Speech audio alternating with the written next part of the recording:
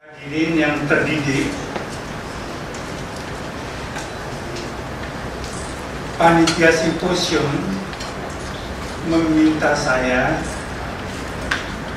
bersedia memberikan wacana tentang budaya ilmiah dan tanggung jawab atas pendidikan manusia Indonesia.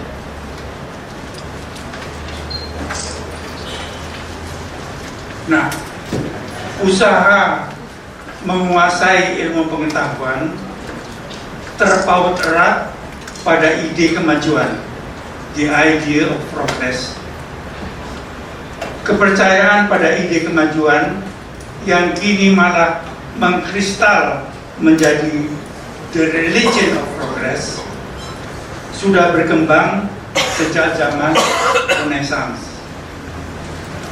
Kemajuan ini diusahakan terwujud melalui sistem pendidikan yang dengan sadar dan sengaja dibangun untuk keperluan itu. Tidak mengherankan kalau beberapa tokoh pejuang nasionalis begitu pulang belajar dari Belanda, masing-masing mendirikan sekolah nasional di kampung halamannya sendiri. Willem Iskandar misalnya mendirikan di Desa Purba, Tapanuli Selatan. Muhammad Syafi'i di Kayu Tanam, Minangkabau, dan Ki Hajar Dewantara di Yogyakarta. Bukan pula kebetulan kalau Bung Hatta sekembalinya di tanah air bukan bergabung pada Partai Nasional Indonesia (PNI) yang sudah ada, tetapi mendirikan sebuah PNI yang lain, yaitu Pendidikan Nasional Indonesia yang kemudian diketuai oleh Sultan Syahrir. Setelah membaca analisa sejarawan François Guizot, saya berkesimpulan bahwa ide kemajuan yang secara implisit mencakup ide pembangunan merupakan suatu ide fundamental yang dikandung oleh istilah peradaban, civilisation. Menurut dia, ide peradaban langsung menonjolkan adanya suatu pertumbuhan dari produksi penggerak materi dan energi kesejahteraan dalam masyarakat. Begitu pula pembagian yang lebih merata di kalangan individu dari kekuatan dan kesejahteraan yang diproduksi. Bagi kita, distingsi ini penting. Di satu pihak, mengartikan kemajuan sebagai perkembangan atau pembangunan, dan di lain pihak, memaknainya sebagai proses egalisasi kondisi yang diidentifikasikan oleh Tocqueville sebagai suatu aspek pokok dari proses sosiologis dan antropologis modern dan yang lalu digolongkan dalam kategori demokrasi. Para filosof dan sejarawan tentang ide pada umumnya memaknakan kemajuanisme atau progresisme sebagai suatu ideologi, yaitu sistem yang terorganisir dan terintegrasi dari kepercayaan yang bersendikan keyakinan bahwa humanitas tunduk dalam proses historisnya pada suatu hukum yang mengusungkan dengan sukarela atau terpaksa ke suatu tujuan yang lebih unggul. Interpretasi praktis dari pengertian tersebut selama ini adalah diperlukan adanya gerakan suksesif yang lebih baik atau langkah-langkah perubahan reformatif ke arah perfeksi. Jadi ada keyakinan bahwa setiap usaha berkelanjutan atau perubahan adalah suatu proses atau gerakan perbaikan, atau setiap perubahan seharusnya merupakan sebuah kemajuan, suatu transformasi ke arah yang lebih baik. Dengan kata lain, tidak semua perubahan adalah konstruktif. Bisa destruktif dan anti kemajuan. Kemajuan yang begitu pesat di Barat, yang diilhami oleh ide kemajuan tadi, adalah berkat pemberian peranan yang besar dan konsisten pada pendidikan dalam mengembangkan budaya mereka, serta sekaligus memperlakukan pengetahuan ilmiah sebagai salah satu unsur budaya itu, bahkan unsur kebudayaan yang menentukan. Dan demi meningkatkan efektivitas peran penentu dari pengetahuan ini, orang-orang Barat telah berkali-kali mengubah gaya pengetahuan dalam rangka pelaksanaan pendidikan nasionalnya. Perkembangan budaya Barat yang ternyata berdampak universal memang bukanlah karena adanya akumulasi pengetahuan itu ansih, tetapi lebih banyak oleh pergeseran atau shift dalam pengkaitan makna dan fungsi dari ilmu pengetahuan. Ilmu pengetahuan bukanlah lanjutan serta-merta dari pengetahuan. Ia adalah hasil dari suatu cara khas pembelajaran, dan cara ini tidak muncul begitu saja. Ia tidak seperti sebuah nova menyendiri yang muncul di langit hanya untuk segera lenyap menurut kehendaknya sendiri. Menurut Profesor Nakayama, ilmu pengetahuan itu menjelma dalam konteks komunikasi. Ilmu pengetahuan menjelma dalam konteks ilmu komunikasi antara mereka yang menulis dan mereka yang membaca, antara mereka yang memakai idiom keterpelajaran untuk mencatat observasinya, dengan mereka yang menganggap catatan tersebut menarik untuk disimak. Spesies pembelajaran yang kini disebut ilmu pengetahuan merupakan contoh yang paling tepat dari proposisi tadi, sebab kerja dan karya dari ilmuwan kontemporer mengisyaratkan keberadaan suatu keseluruhan kompleks dari ide, instrumen, lembaga, publikasi pemikiran dan penelitian, mengopeni karya orang lain, diskusi interaktif.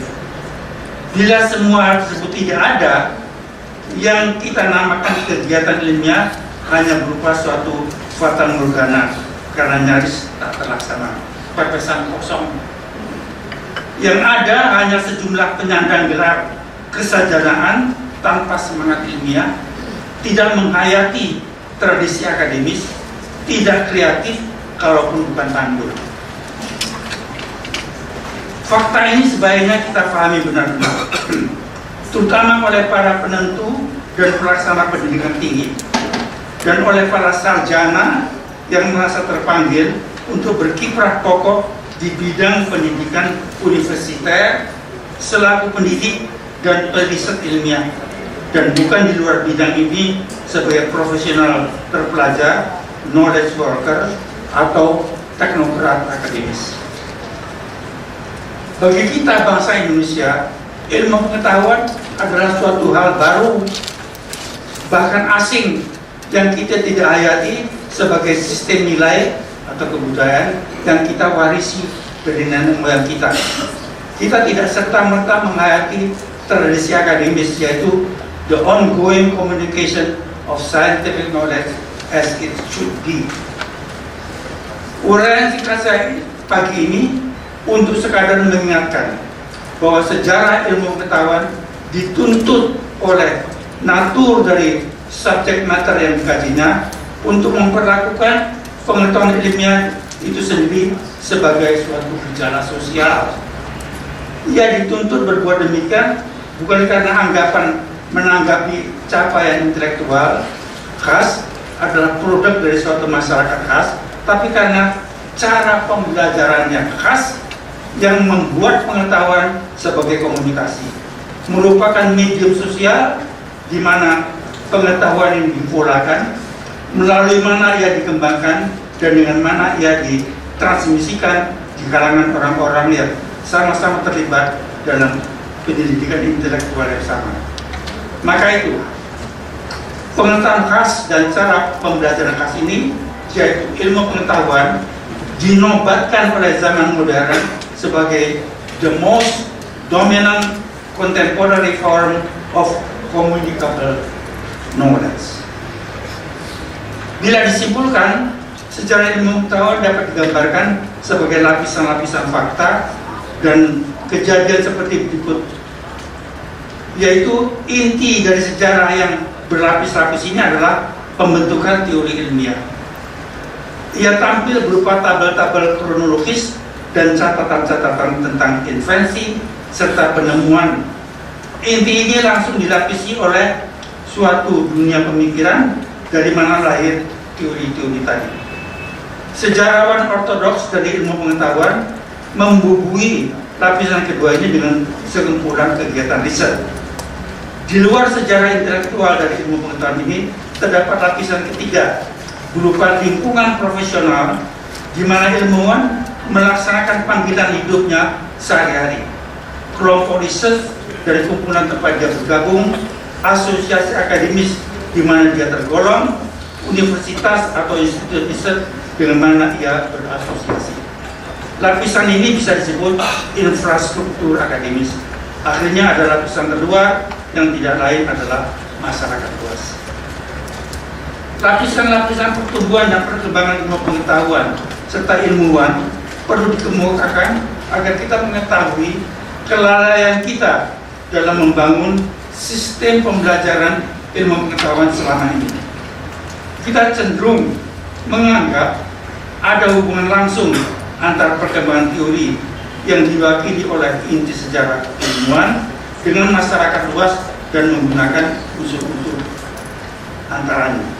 Dengan begitu kita tidak menyadari pertumbuhan dan perkembangan ilmu pengetahuan tidak dapat diwujudkan kecuali ada usaha-usaha kita yang relevan dan serius untuk menghidupkan unsur-unsur antara tadi. Lebih-lebih yang disebut infrastruktur akademis seperti jurnal ilmiah.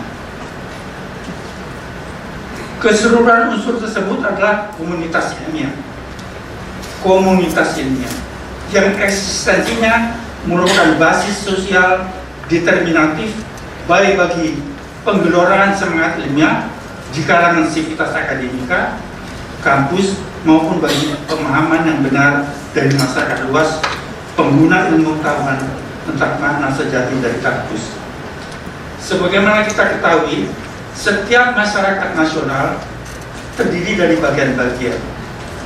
Ada komunitas politik, ada komunitas ilmiah, ada komunitas bisnis, ada komunitas religius, ada komunitas artistik.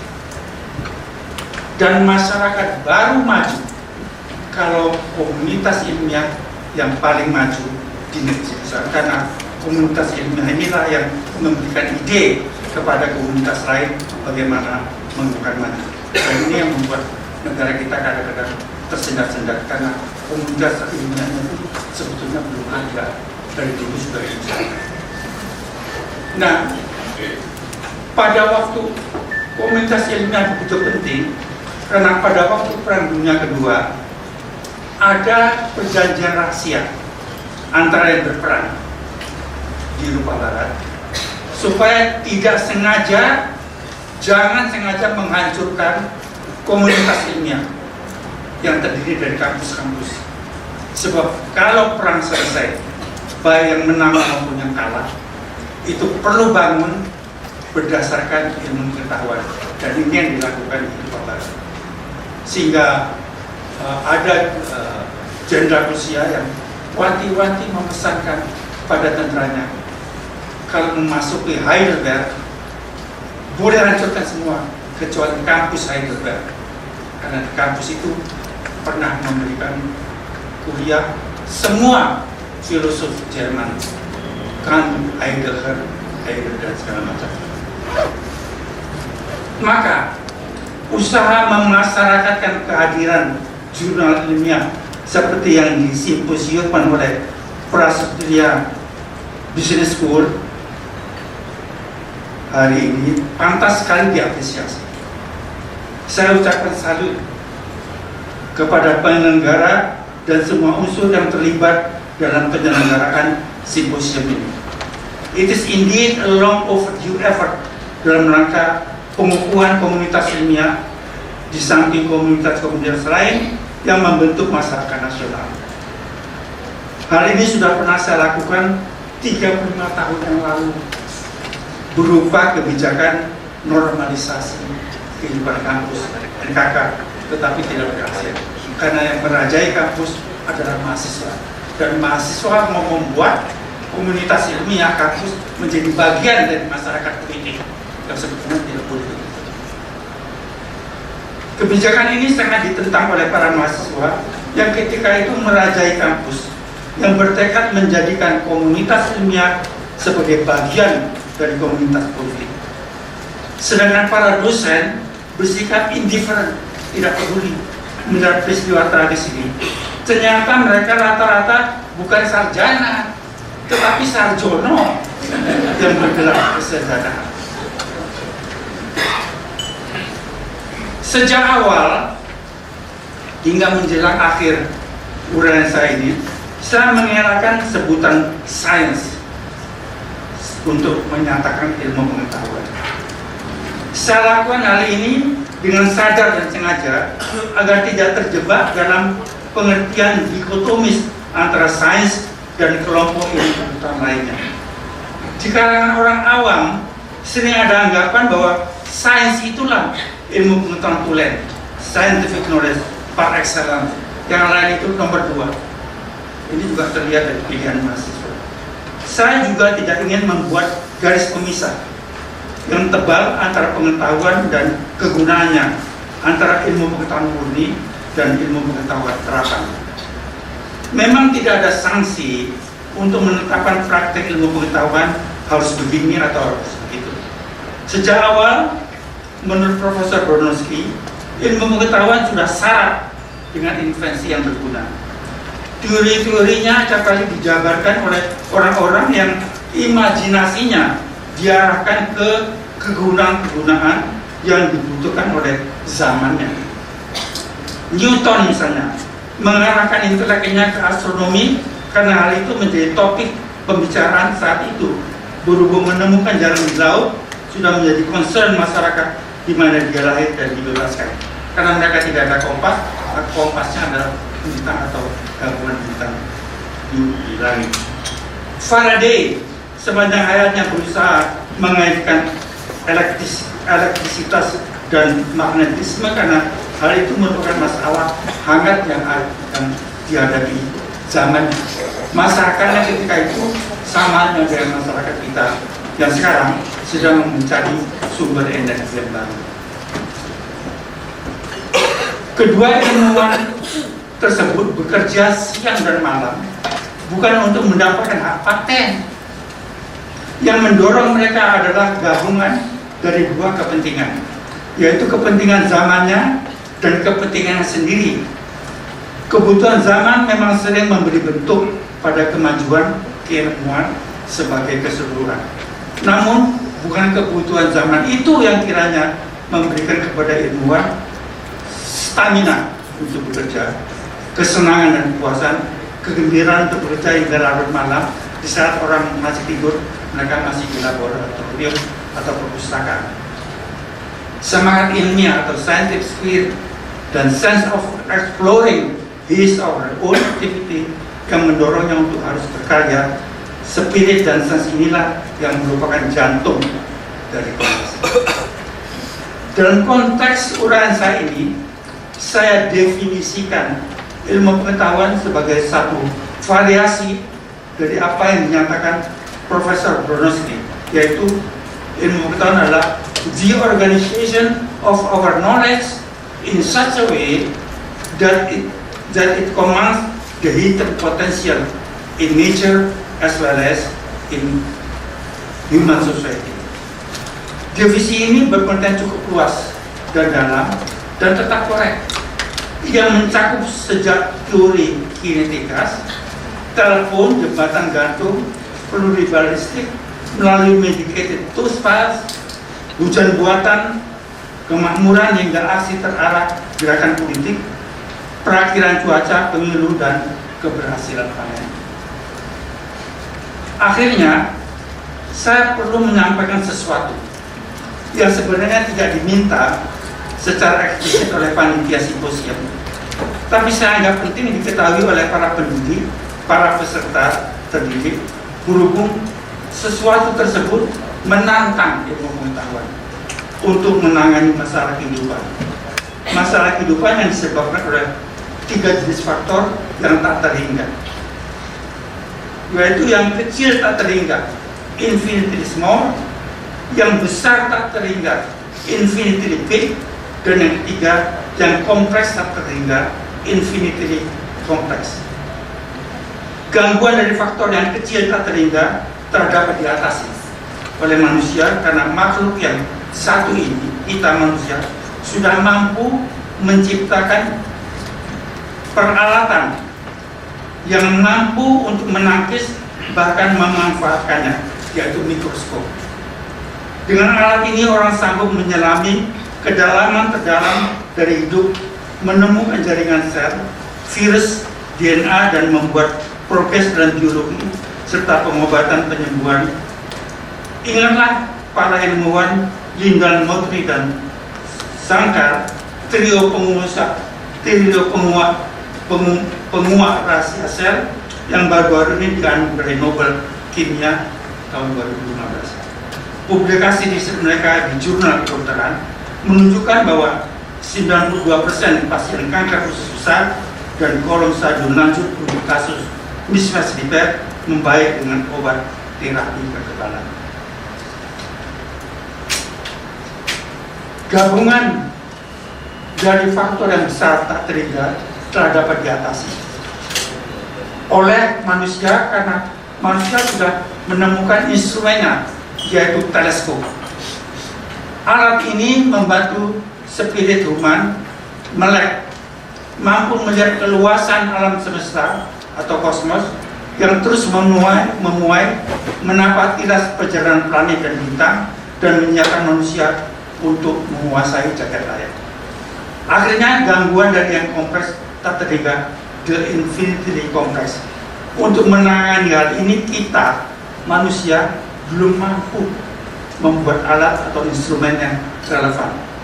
Yang kita miliki hanyalah otak telanjang, suatu inteligensi dan suatu logika yang tanpa peralatan menghadapi keluasan dan kompleksitas dari hidup dan kehidupan dan hidup bermasyarakat, berbangsa, dan bernegara.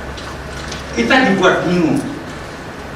Menurut Profesor Joel de Rosne, oleh jumlah dan keanekaragaman jenis unsur-unsur, hubungan dan keterkaitan, interaksi atau kombinasi yang mendasari fungsionalisasi sistem-sistem besar di mana kita merupakan sel-selnya. Untuk tidak mengatakan real world, kita disesatkan oleh permainan interdependensinya, oleh dinamika khasnya yang membuatnya berubah, yaitu pada saat kita mempelajarinya. Sehingga kita perlu memahaminya agar dapat lebih baik memandu atau mengarahkannya. Tentu saja sekarang ada komputer, tapi benda ini hanya katalisator, belum merupakan alat yang tidak dibutuhkan. Jadi kita memerlukan satu alat baru yang sama ampuhnya dengan mikroskop dan teleskop dalam pemahaman ilmiah tentang universe, dan yang dibutuhkan oleh jauh lebih banyak pemakai mikroskop dan teleskop. Pemakai mikroskop adalah penelitian dan dokter, bisa dihitung jumlahnya. Pemakai teleskop jauh lebih terbatas lagi jumlahnya, peneropong bintang bosa di Lembang, guru besar dan mahasiswa astrofisika, paling-paling Profesor Bambang Hidayat yang memerlukan itu. Sedangkan alat baru yang sedang dicari-cari ini praktis diperlukan oleh semua orang yang berusaha memahami dan menempatkan aksi-aksi mereka sehari-hari. Orang-orang ini meliputi para penanggung jawab, pengambil keputusan, perumus kebijakan, tidak hanya di bidang ilmu pengetahuan, tapi juga di bidang politik, pemerintahan, industri, pertanian, pertahanan, dan keamanan. Bahkan kita semua memerlukannya, alat yang benar itu. Alat yang belum ada ini disebut makroskop. Inilah yang harus kita cari. Di tempat dikata makro artinya besar dan scopein artinya pengamat. Makroskop bukan sembarang peralatan bagi pengamat. Menurut Profesor Drusne, ini adalah suatu instrumen simbolis disusun dari keseluruhan metode dan teknikalitas yang dicomot dari berbagai disiplin multidisipliner yang berbeda. Makroskop ini kiranya dapat pula dianggap sebagai lambang dari suatu cara baru untuk melihat, menanggapi, memahami, dan bertindak. Dan demi keberadaan dan kemantapan cara baru ini perlu dibiasakan melalui pendidikan formal akademis berpikir multidisiplin. Keberadaan jurnal ilmiah bila peredarannya dimanage dengan baik tentu sangat membantu usaha penemuan metode berpikir multidisipliner yang sangat dibutuhkan. Bukankah jurnal merupakan wahana khas bagi pemasyarakatan dan most dominant contemporary form of communicable knowledge yang adalah tak lain daripada ilmu pengetahuan. Para hadirin yang terpilih, sekianlah uraian saya. Kalau ada sumur di ladang, bolehlah hamba ramai. Kalau ada ilmu panjang, bolehlah kita bertemu.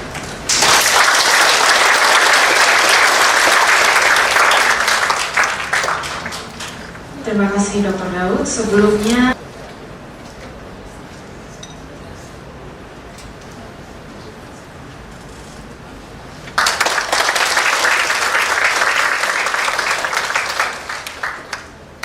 terima kasih kepada Dr. Daud, dipersilahkan untuk meninggalkan